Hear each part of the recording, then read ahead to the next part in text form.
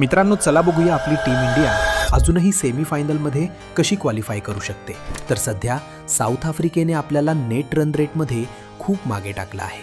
दुसरीकडे आपल्याच ग्रुपमध्ये वेस्ट इंडियन्सने 107 रन्सनी मोठा विजय मिळवून आशेवर पाणी सोडलं आहे.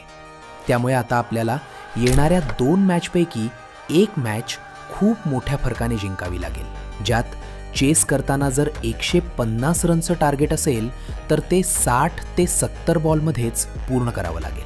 तर डिफेंड करताना कमीत कमी 100 रन्सच्या फरकाने मॅच जिंकावी लागेल. आणि हे समीकरण फक्त उद्याच्या सामन्यात झिम्बाब्वे विरुद्धच्या मॅचमध्ये शक्य होऊ शकतं. याशिवाय दुसऱ्या टीम्सवर अवलंबून राहावं लागणार आहे. यात आशा ठेवावी लागेल की साऊथ आफ्रिकेने त्यांचे पुढचे 2 सामने जिंकावेत आणि वेस्ट इंडिज त्यांचे 2 सामने हरले पाहिजेत आणि फक्त 2 पॉईंट्सवरच राहिले पाहिजेत. असं झालं तर आपण आपले सामने जिंकून 4 पॉईंट्स मिळवू आणि टेबलमध्ये दुसऱ्या क्रमांकावर येऊन सेमीफायनल गाठू शकतो. तुम्हाला काय वाटतंय? भारत सेमीफायनलमध्ये जाईल का? कमेंटमध्ये नक्की सांगा आणि फॉलो करायला विसरू नका.